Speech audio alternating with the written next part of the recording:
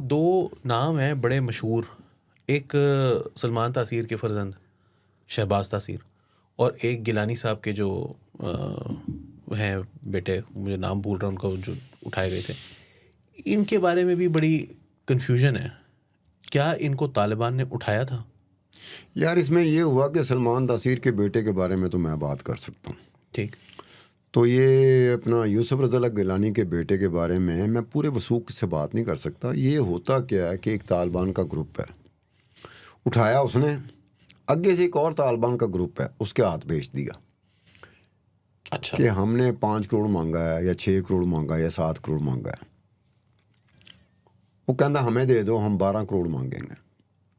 ٹھیک ہے. یہ ان کا درمیان ایکسچینج بھی ہوتا ہے. یہ اسٹاک ایکسچینج میں نہیں، اسٹاک ایکسچینج ڈفرینٹ ٹائپ کی ہے یہ. ٹھیک.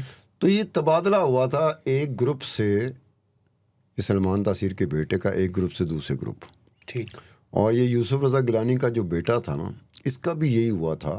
لیکن اس کے بارے میں پورے وثوق سے نہیں کہہ سکتا کہ ایگزیکٹلی یہی ہوا تھا کہ نہیں ہوا تھا، کیونکہ اس میں ایک اور بات ساتھ ساتھ چلتی رہی جس کے کوئی ڈاکومنٹیشن نہیں ہے. وہ یہ ہے کہ کوئی ایک پوسٹ ہوتی ہے پولیٹیکل ایجنٹ، آپ نے سنا ہوگا. جی جی جی جی بالکل. It is very important. وہاں کی کوئی پوسٹنگ کروائی ہوگی کسی نے، کوئی پیسے چلے ہوں گے جس میں یوسف رضا گیلانی کا بھی نام آ گیا تھا.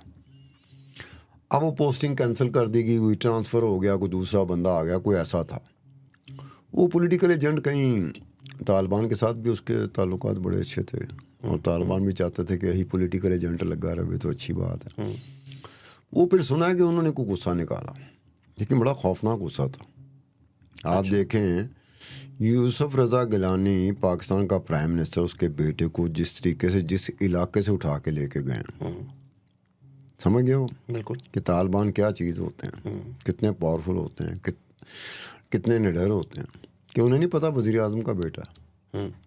کیا طرح کا مطلب ہے کہ اسے انہیں پتہ نہیں چلا کہ یہ وزیر اعظم کا بیٹا ہے یا یہ گورنر کا بیٹا ہے. ان کو سب پتہ ہوتا ہے. ظاہر ہے جو پیسے دیتا ہے وہ پھر اس کے پاس اتنے پیسے. ٹھیک ہے. اب وہ لے کے گئے تھے. اس میں ایک اور بات ہے، یوسف رضا گیلانی کی فیملی کو نہ صرف ان کے بیٹوں کی حد تک، بلکہ ان کے فیملی کے کچھ اور لوگ تھے جن کو باقاعدہ تھریٹ ہوئی تھی. ٹھیک. اور یہ باقاعدہ کالز گئی تھی. گیلانی نے مناسب نہیں سمجھا ہوگا کہ اس کو پبلسائز کریں. ٹھیک. یہ آپ بات ذہن میں رکھ لیں کہ کوئی بھی پولیٹیشین ہو، چاہے وہ نون لیگ کا ہو، چاہے پیپل پارٹی کا ہو، چاہے پی ٹی آئی کا ہو، چاہے کسی اور جماعت کا ہو، وہ خود پبلسائز نہیں کرے گا. اس کی کوئی خواہش نہیں ہے کہ وہ جانا جائے اس یار نہیں، حوالے سے. وہ کہنے کا مطلب ہے پلے کیا رہتا ہے. جو آپ کا سپورٹر ہوتا ہے، آپ کا ووٹر ہوتا ہے، جس نے آپ کو ووٹ دینا ہوتا ہے، وہ اس بات کا بڑا مائنڈ کرتا ہے کہ میں جس کو ووٹ دے رہا ہوں وہ تو ڈرپوک آدمی، بالکل یہ دینا نہیں چاہتے. بات کوئی نکل آئے وہ ایک الگ بات ہے، مگر وہ خود نہیں کبھی چاہیں گے. اسی طرح یوسف رضا گیلانی کا یہاں تک ہوا کہ اس کی بھانجی اور اس کے بھانجی کا میاں جو بینکر تھا، وہ تک انہیں فون آیا کہ ہمیں پتہ ہے کہ کس وقت نکلتے ہو موصوف آپ لوگ، کس راستے سے جاتے ہو، بچے کو پہلے اٹھاتے ہو کہ یا پہلے سبزی لیتے ہو یا بعد میں سبزی لیتے ہو یا گروسری کا کون سی جگہ سے لیتے ہو. یہ باقاعدہ فون پہ ان کو کہا جا رہا ہے کہ ہمیں سمجھ لو کہ ہمارے پاس آپ کے لیے ہر طرح کی آپ کے بارے میں انفارمیشن ہے. اب تمہیں اگر فون آ جائے علی، سمپل سا کویسچن ہے کہ علی ہمیں پتہ ہے تم کتنے بجے نیا دور کے دفتر جاتے ہو، کون سا راستہ اپناتے ہو، اور تم اپنی بیوی کو لے کے کب جاتے ہو شاپنگ کے لیے، اپنے بچے کو لے کے کب جاتے ہو، اور کہاں سے کس دکان سے تم خریداری کرتے ہو، تم ڈر جاؤ گے. ظاہر سی بات ہے. اتنی باریکیوں کے ساتھ مجھے بتا رہے ہیں یار.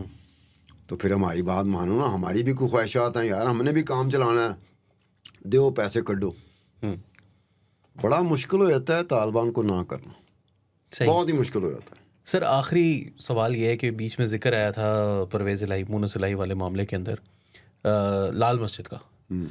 اب کہا یہ جاتا ہے کہ جی لال مسجد آپریشن ہوا تو اس کے رسپانس میں تحریک طالبان پاکستان وجود میں آئی، اور یہ ایک عجیب ہی مسجد ہے یہاں پر جو شہر کے بیچوں بیچ ہے، وہ جس پہ مرضی کفر کا فتویٰ لگاتے ہیں، جنہوں مرضی چپیڑا کرا دیں، اور اس کے وہ کووڈ کے دوران جو ہے وہ وائلیشنز بھی کرتے ہیں، جمعے کی نمازیں بھی وہاں پر پڑھاتے ہیں، مگر ان کا کوئی ہاتھ لگانے والا ان کو کوئی نہیں ہے، اور خاص طور پر 2007 کے آپریشن کے بعد. اس مسجد کا کیا رول کیا ہے ٹی ٹی پی کی فارمیشن میں، اور اس کا اپنا کیا لال مسجد آپریشن کا ذرا سمجھائیں تھوڑا. 2007 کے بعد نا لال مسجد آپریشن کے بعد اگر وہ اعداد و شمار ڈیٹا جو ریلیز کرتے ہیں ریلائبل، یہ نہیں کہ راہ جانتا کسی بندے سے پوچھا ہاں ابھی اس سال کتنے لوگ مرے، کتنے زخمی ہوئے، سویلین کتنے تھے، سیکورٹی فورسز کے کتنے تھے. جن اداروں کا یہ کام ہے کہ وہ ڈیٹا ریلیز کرتے ہیں کہ اس سال یہ ہوا، جیسے ایس اے ٹی پی ہے جیسے جو مشہور تھا، بہت سارے ہیں جی. تو لیکن ریلائبل ہونا چاہیے. تو آپ جا کے ان کا ڈیٹا نکالیں. 2007 کے بعد ایک خاص تعداد سے اضافہ ہوا جو یہ انڈیکیٹ کرتا ہے کہ لال مسجد کا ایونٹ جو ہے نا اس کی وجہ سے ایک خاص قسم کی تیزی آئی جس میں آپ کی اور میری جان محفوظ نہیں رہی، آپ کے اور میری طرح کے لوگوں کی جان محفوظ نہیں رہی. صحیح. وہ فگر بتاتی ہیں، اوپنلی بتاتی ہیں کہ یہ 2007 کے بعد اس میں اضافہ تیزی کے ساتھ کوریلیشن ہے بڑا سمپل سا. آپ اس سے اندازہ کر لیں نا، ایک سمپل سی بات ہے.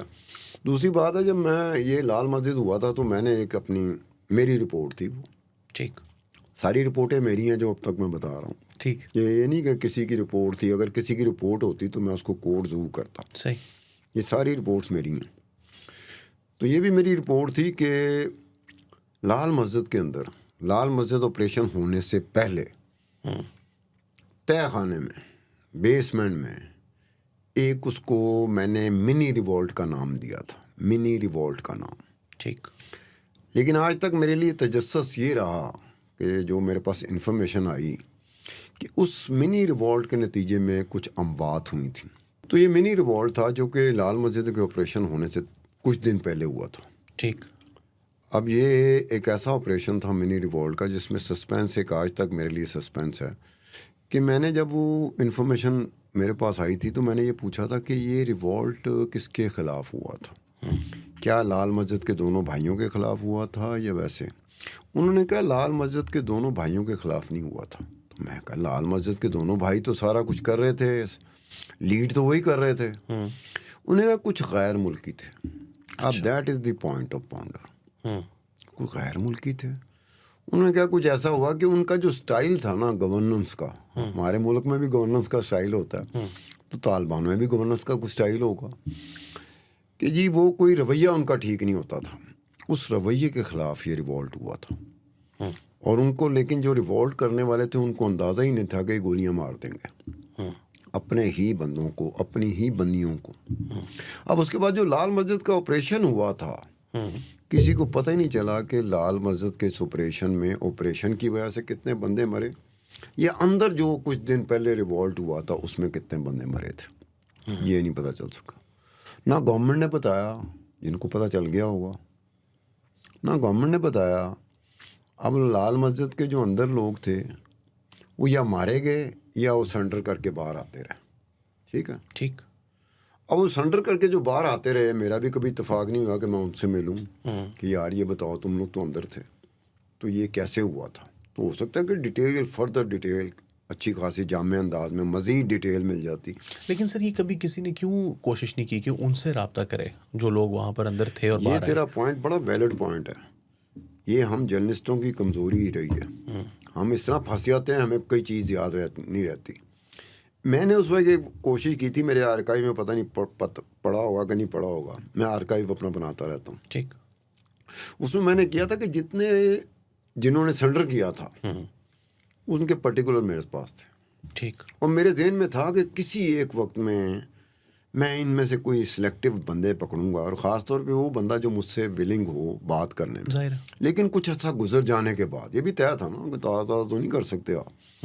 اگلا بھی گھبرایا ہو، اگلا آپ سے بات ہی نہ کرے کہ ابھی تو جان چھڑا کے آئے ہیں یار، ہاتھ کھڑے کر کے باہر نکل رہے تھے ہم ایم خام میں.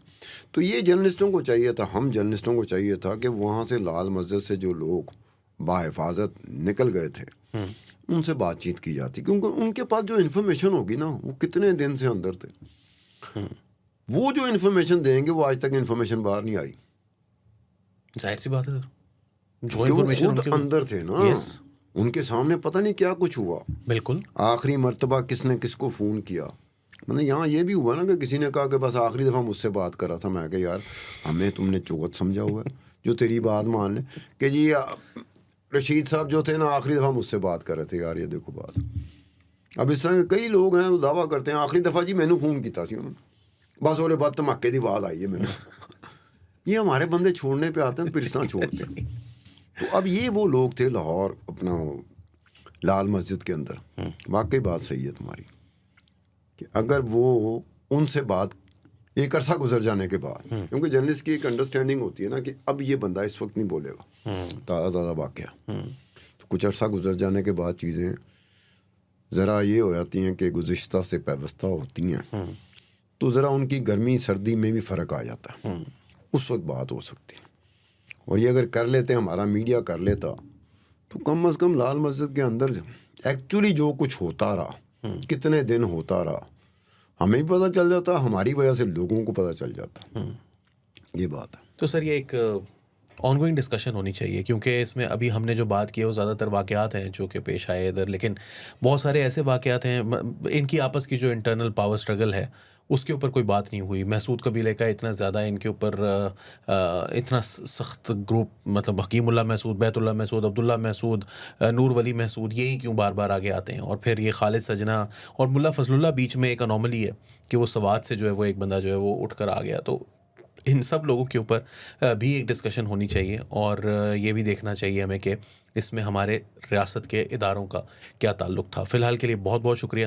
ناظرین آپ نے پروگرام دیکھا. بہت ساری چیزیں آپ کو نہیں ہوں گی, میرے لیے بہت ساری چیزیں نہیں تھیں جن میں سب سے بڑا جو یہ لال مسجد کا واقعہ جو ستار صاحب نے سنایا تو ابھی بھی بہت چیزیں ہیں جو اس میں انکور ہونے والی ہیں. اس کو ہم جاری رکھیں گے. فی الحال کے لیے 1 on 1 سے علی وارثی کو اجازت دیجیے. آداب.